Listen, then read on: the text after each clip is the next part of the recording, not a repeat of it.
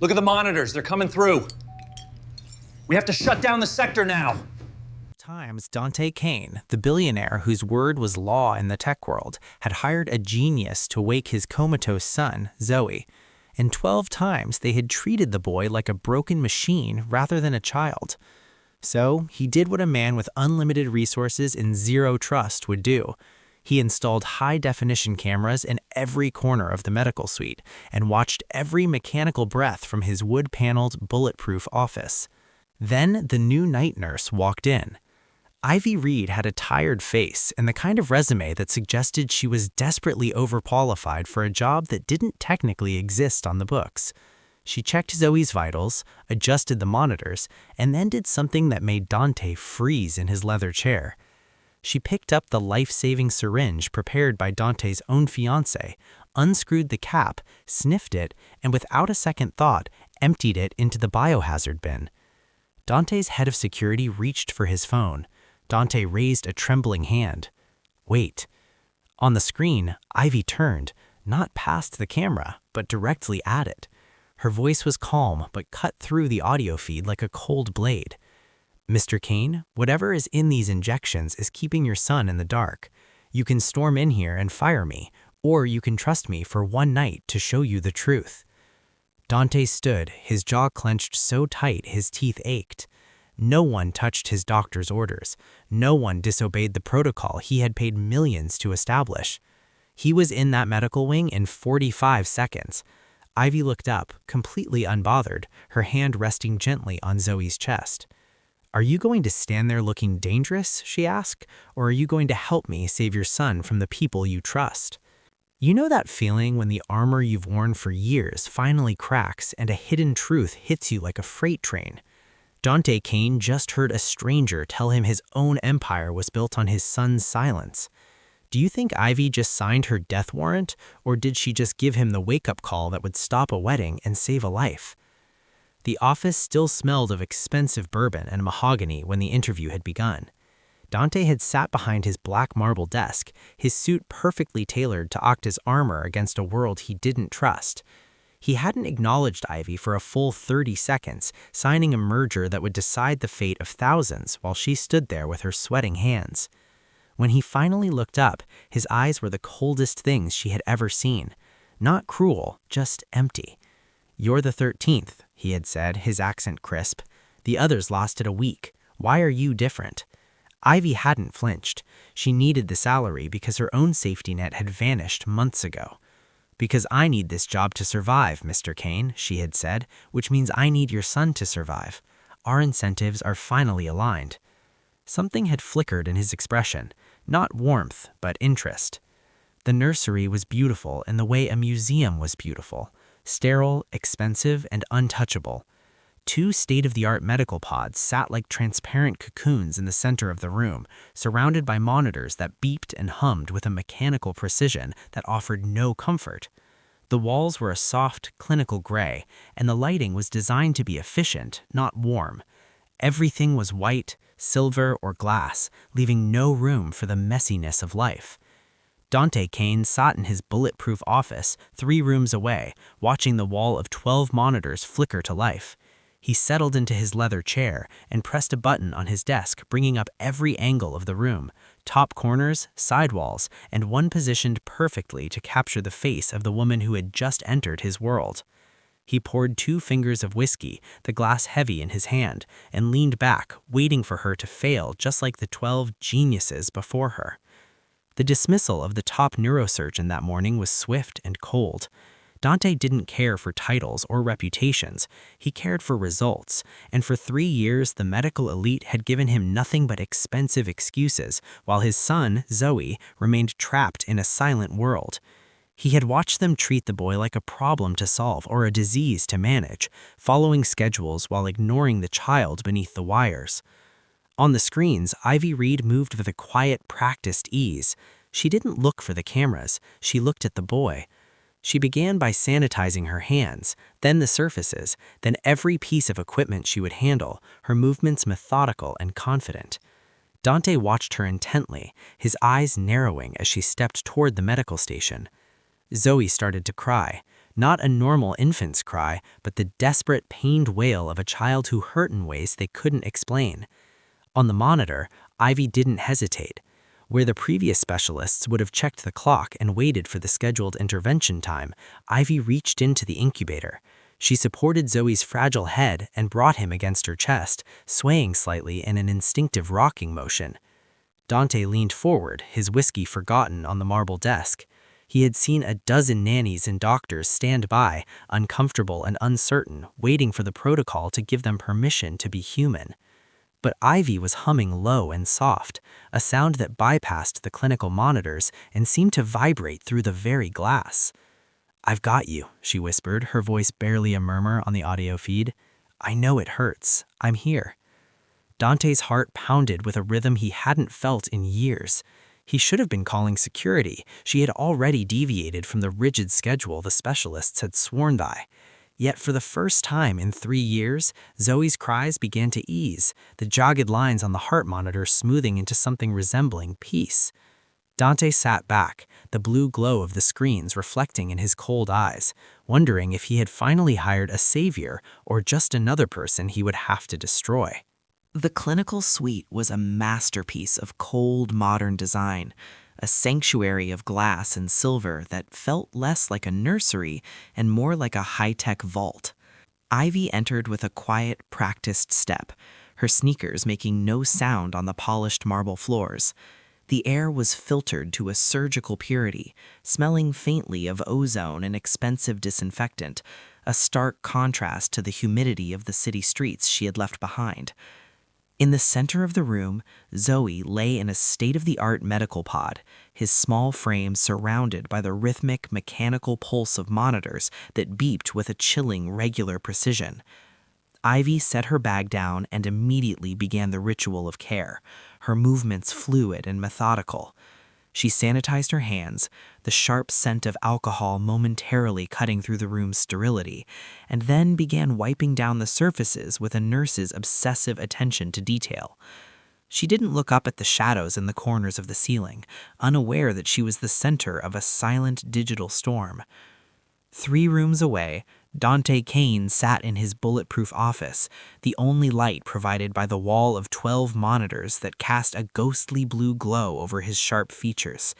He watched through the high-definition lenses as Ivy approached his son's bed. One camera was positioned perfectly to capture her face, the exhaustion visible in the set of her jaw and the fierce protective focus in her eyes. Dante leaned back in his leather chair. The glass of whiskey in his hand remains untouched as he observed her every breath. He had spent millions to build this fortress of glass, convinced that distance and surveillance were the only ways to ensure absolute control. He had watched 12 previous specialists fail from this very chair, their movements always stiff and clinical, governed by the fear of his reputation. But Ivy was different. She didn't treat Zoe like a fragile problem to be solved or a mechanical failure to be managed. On the screen, Ivy leaned over the incubator and did something that made Dante's grip on his glass tighten. She didn't check the IV drip first, nor did she log the vitals on the digital clipboard. Instead, she reached in and gently brushed a stray lock of hair from Zoe's forehead, her fingers lingering for a second too long for a mere employee. "I know it's loud in here," she whispered, her voice low and textured, carrying through the audio feed with a warmth that felt alien to the sterile room. "But I'm here now. We're going to get you through the night." Dante watched the heart rate monitor on the screen. For the first time in weeks, the jagged lines didn't spike at a stranger's touch.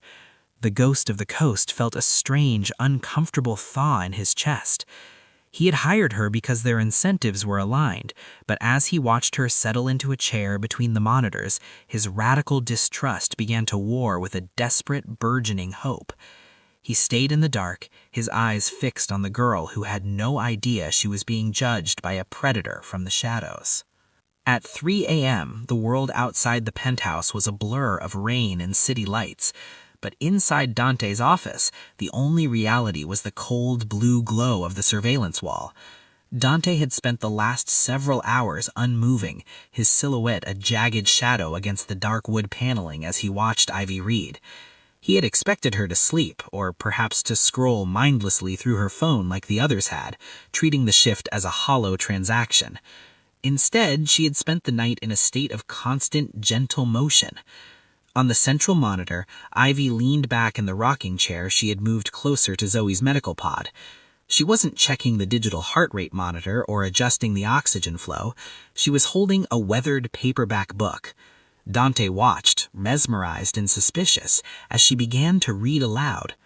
Her voice came through the high-fidelity audio feed not as the crisp, professional tone she had used during the interview, but as a low, textured whisper that seemed to vibrate with a hidden ache. She wasn't reading a medical journal or a technical manual. She was reading a story about a boy who could fly. "And once you reach the second star to the right," Ivy whispered, her fingers tracing the edge of the page, "you'll see that the world isn't just glass and wires, Zoe. There's more out there than this room." In his office, Dante felt something in his chest crack, a sensation so sharp it made his breath catch. For 3 years, he had referred to his son as the patient or the case, a problem to be solved with the best specialists money could buy. He had built a fortress of surveillance to manage the tragedy, yet he had never once sat by the bed and told the boy a story. Ivy paused, looking at the boy's pale, unmoving face with an expression of such fierce, localized devotion that it made Dante feel like an intruder in his own home. She reached out, her thumb grazing Zoe's knuckles. "I know you're in there," she whispered, her voice low and thick with conviction that defied every neurological report Dante had ever signed. "Don't listen to the machines. They only know how to count heartbeats. They don't know who you are." Dante leaned forward, his hands gripping the edge of his black marble desk until his knuckles turned white. He watched the vitals on the secondary screen. The jagged lines of Zoe's brain activity, usually a flat, desolate landscape, flickered with a minute rhythmic pulse. He realized then that Ivy wasn't just working a shift, she was mothering a ghost. She was treating his son as a living soul in a room where everyone else saw only a failing machine. The dragon of the tech world pressed his hand to his mouth, trying to steady the sudden, violent tremor in his jaw. He had hired her because their incentives were aligned, but as he watched her whisper about a world beyond the glass, he realized she was the only person in the building who wasn't afraid of the truth. The rhythmic hiss of the ventilator and the low hum of the monitors were the only sounds in the clinical suite as midnight approached.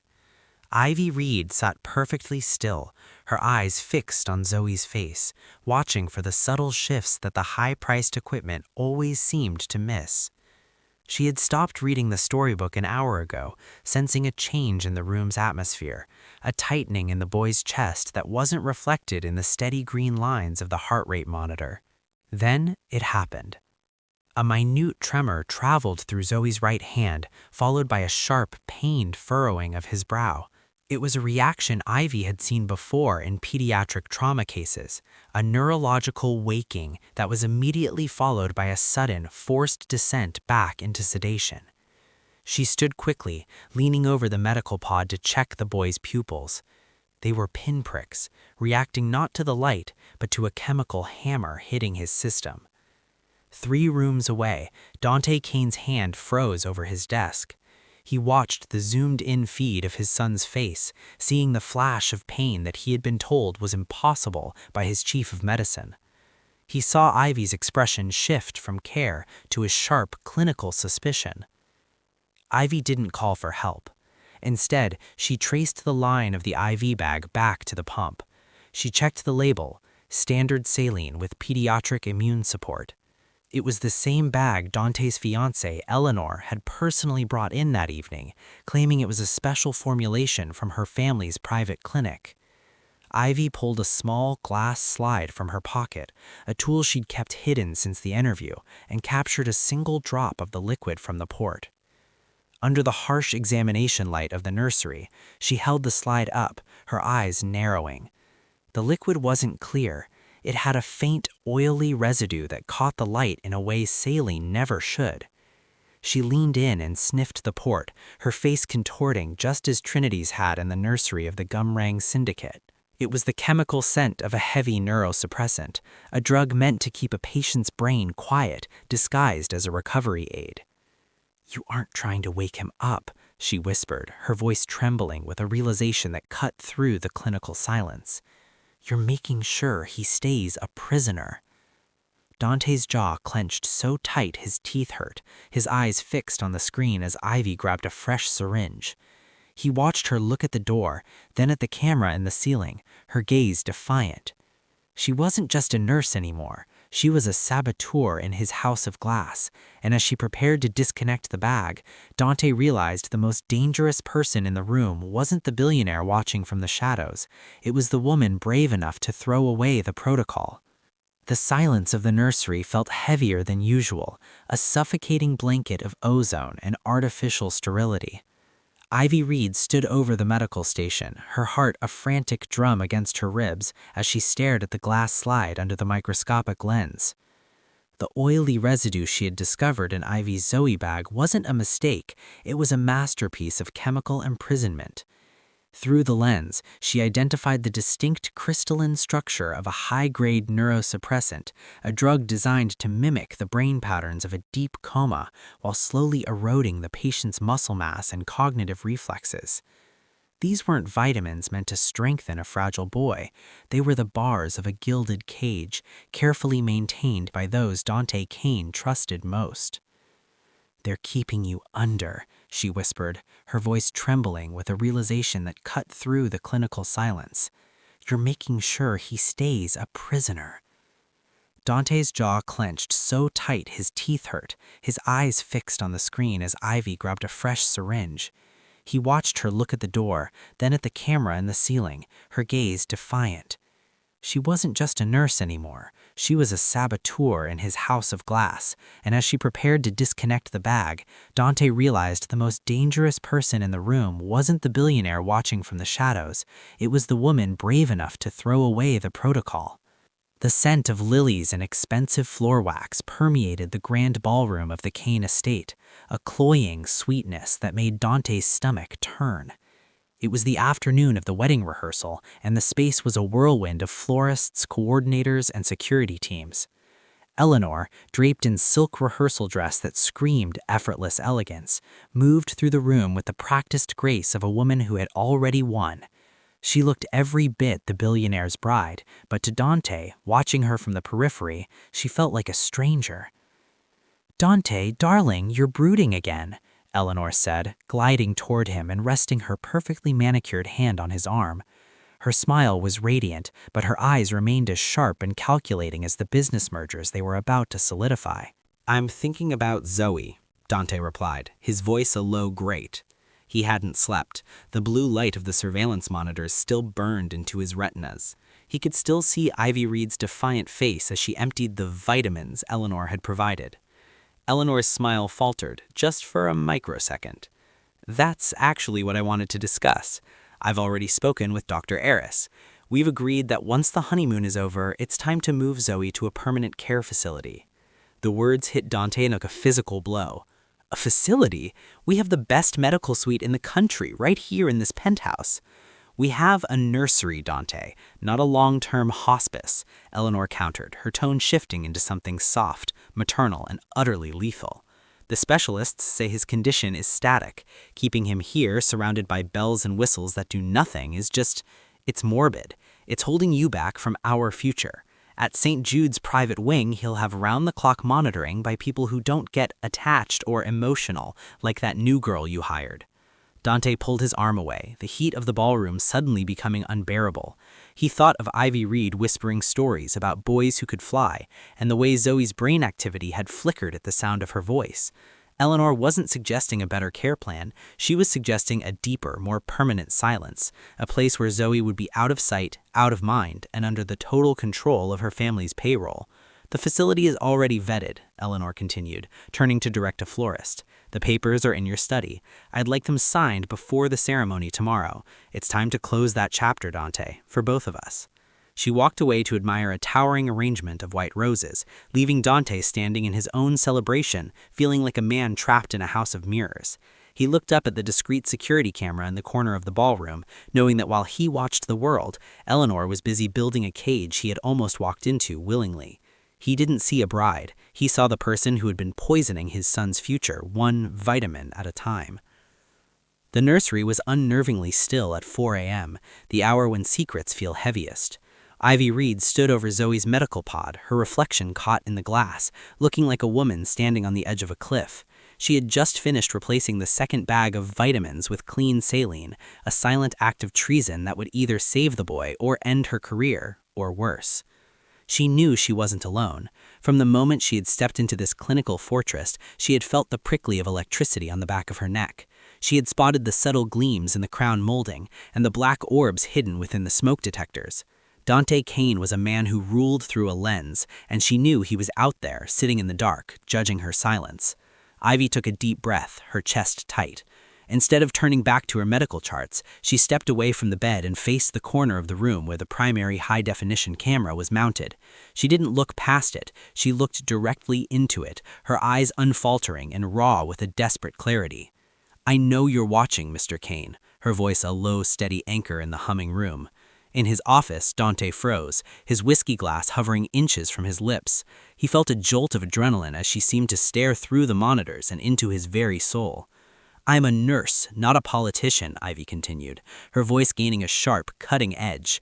"I've spent 3 years learning how to read the body when the mind can't speak, and your son's body is screaming. He isn't in a coma because his brain failed. He's in a coma because he's being kept there. Every specialist you've hired has looked at your wealth and followed the script. They've looked at the monitors instead of the boy." She moved closer to the lens, her face filling Dante's screams. "You have a choice to make before that sun comes up. You can send your security team in here to drag me out for breaking your precious protocol. You can go through with that wedding and let them move Zoe to a place where he'll never wake up. Or you can listen to the one person in this house who doesn't want a dime of your legacy, just a chance to see this boy open his eyes." Tears she hadn't realized she was holding began to track down her cheeks, but her gaze remained unshakable. "He reacted tonight, Dante, not to a drug, but to a story. He's fighting to come back to you, but he can't do it if you keep letting them poison the air he breathes. Please, don't be the ghost in this machine. Be his father." She held the stare for 5 long, agonizing seconds, the silence between them vibrating through the audio feed like a live wire. Then, without waiting for a response, she turned back to Zoe and began to gently massage his small, pale hand, leaving Dante Kane alone in the blue-tinted darkness of his office, his hand trembling over the intercom button, his entire world beginning to crumble under the weight of a truth he had been too afraid to see. The cathedral was a cavern of white silk and judgment, the air thick with the scent of 1,000 lilies and the hushed whispers of the city's elite. Dante Kane stood at the altar, his black suit feeling less like a garment and more like a lead weight pressing against his chest. Beside him, Eleanor was a vision of triumph in ivory lace, her hand resting lightly on his arm, a grip that now felt like a shackle. The priest's voice droned on, a rhythmic murmur about eternity and honor, but Dante's mind was miles away, locked in a dark room illuminated by the blue glow of a screen. He felt the vibration of his phone against his thigh, a sharp, insistent pulse that bypassed the solemnity of the ceremony. It was a restricted alert, one he had set to override every setting. Under the pretense of adjusting his cufflink, Dante pulled the device from his pocket. The screen flickered to life, showing the high-definition feed of Zoe's medical suite. His heart stopped. On the small screen, the clinical piece of the room had been shattered. Ivy Reed was struggling in the grip of 2 massive security guards, men Dante recognized from Eleanor's private detail, not his own. Ivy's face was twisted in a silent scream of defiance, her hair disheveled as she fought to reach the medical pod. On the counter, Dr. Eris held a syringe filled with a dark, viscous fluid, the final permanent sedative Eleanor had insisted on before the move to the facility. Dante's thumb moved instinctively, zooming in on Ivy's face. Even through the digital grain, her eyes were burning with the same raw, desperate clarity he had seen the night before. She wasn't fighting for her life. She was lunging toward the IV line, trying to rip it out before the needle could touch his son. She looked at the hidden camera one last time, her lips moving in a frantic, silent plea that Dante didn't need audio to understand. Help him. "Dante?" Eleanor's whisper was a sharp needle, pulling him back to the altar. She was looking at him, her smile perfectly intact for the photographers, but her eyes were cold with warning. "The vows, darling. Everyone is waiting." Dante looked from the woman beside him, the architect of his son's silence, to the screen in his palm. He saw the guard throw Ivy against the marble wall. He saw Dr. Eris step toward Zoe, the syringe poised like a dagger. The silence in the cathedral became deafening. The dragon of the coast felt the last of his cold, calculated armor disintegrate. He wasn't a billionaire making a merger. He was a father watching his son's execution in real time. Without a word, Dante stepped back from the altar. The gasp from the congregation was a collective wave of shock. "Dante, what are you doing?" Eleanor hissed, her hand tightening on his arm, her nails digging through the fabric of his suit. He looked at her, seeing the monster behind the lace for the first time. "The wedding is over," he said, his voice a low, terrifying growl that carried to the back of the cathedral. He didn't wait for her scream or the roar of the press.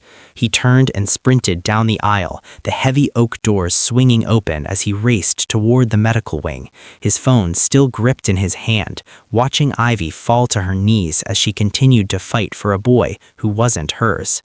The tires of the black sedan screeched against the pavement of the cathedral's private exit before the doors had even fully closed. Inside, Dante Kane didn't look like a billionaire or a groom. He looked like a man possessed. He had torn the white rose from his lapel, his bow tie hanging loose around his neck like a broken noose. His eyes were fixed on the phone in his hand, the digital feed showing the chaotic scene in the medical wing. The long walk was no longer the one down the aisle. It was the frantic, agonizing journey back to the only thing that mattered. At the penthouse, the air was thick with a different kind of tension. Ivy Reed was pinned against the cold marble wall by a guard whose hand was clamped over her shoulder like a vice. Her breath came in shallow, ragged hitches, but her eyes never left Dr. Eris. The doctor stood over Zoe's medical pod, his hand trembling slightly as he reached for the IV port with the dark, heavy sedative. "You can't do this," Ivy choked out, struggling against the guard's weight. "He's waking up. If you give him that, he'll never come back." Dr. Eris didn't look at her. His face was a mask of clinical indifference, but the sweat beading on his forehead betrayed him. "Mr. Kane's orders were absolute, Nurse Reed. This child is being transferred. I am merely ensuring he is stable for the journey." "Stable? You're burying him." Ivy's voice cracked, a raw, desperate sound that echoed through the sterile room. Suddenly, the heavy double doors of the medical wing exploded open. The sound was like a gunshot reverberating off the glass walls. Dante Kane charged into the room, his chest heaving, his face a terrifying storm of redirected rage. The guard instinctively tightened his grip on Ivy, and Dr. Eris froze, the needle inches from the port. They expected the billionaire's wrath to fall on the nurse who had sabotaged their protocol. They expected him to demand her immediate removal. Dante didn't even look at Ivy. He moved with the terrifying speed of a predator, his hand closing around Dr. Eris's wrist with a sickening crunch. The syringe clattered to the floor, the dark liquid spilling across the white tile like a spreading stain of guilt. "Get your hands off her," Dante growled, his voice a low, vibrating tremor that made the guard instantly release Ivy. Dante turned his gaze toward the doctor, his eyes as cold and sharp as the scalpels on the tray. "You were the best, Eris. That's what I paid for. But it turns out I wasn't paying for your skill. I was paying for your silence." Ivy slumped against the wall, sliding down until she hit the floor, her lungs finally drawing in a full, shaky breath. She looked up at Dante, seeing not the dragon of the coast, but a father standing guard over his son's life. Dante stepped toward Zoe's pod, his hand hovering over the glass. For the first time in 3 years, he didn't look at the monitors. He looked at the boy. And in that moment, the room was silent, save for the rhythmic hiss of the ventilator and the sound of a father's heart finally breaking open. The medical suite was thick with a silence that no longer felt clinical, but heavy with the weight of an empire collapsing. Dante Kane stood over the fallen syringe, his presence a dark, immovable force that made the room feel small. He didn't look at the guards as they retreated, nor did he look at Dr. Eris, who was currently being escorted out by a security team that had remained loyal to the father, not the contract. Eleanor appeared in the doorway, her ivory lace torn at the hem from her frantic pursuit, her face a mask of beautiful, desperate rage. "Dante, you're making a scene. This girl is a liar, a student looking for a payout." "Get out," Dante said, his voice so quiet it was more terrifying than a shout. He didn't look up. He was watching Ivy Reed, who had finally stood up, leaning against the glass of the incubator for support. She looked exhausted, her uniform wrinkled, but her eyes remained the only honest things in the building. "I found the bank transfers, Eleanor," Dante continued, finally turning to look at the woman he had almost married. "The private clinic, the special formulation. You didn't want a son. You wanted a tragedy you could manage while you spent my legacy. You're lucky I'm letting you walk out of here at all. If you ever come near this wing again, you'll find out exactly why they call me the Dragon." Eleanor's facade finally shattered. She didn't cry, she hissed an insult and vanished into the hallway, her heels clicking a rapid, retreating rhythm on the marble. With a single nod, Dante signaled his chief of security. "Fire everyone on the medical payroll. Clear the floor. I want no one in this wing but Miss Reed." When the doors finally clicked shut, leaving only the three of them, the billionaire, the nurse, and the boy, the air seemed to change. The hum of the monitors, once a source of constant anxiety, now felt like a background noise that didn't matter anymore. Dante walked slowly toward the wall of monitors, the screens that had been his eyes and ears for 3 long years. He looked at the glowing blue panels, at the REC icons that had recorded every minute of his son's imprisonment. With a firm, decisive motion, he reached out and flipped the master switch. One by one, the monitors went dark. The blue glow faded, replaced by the soft, warm amber of the nursery lamps.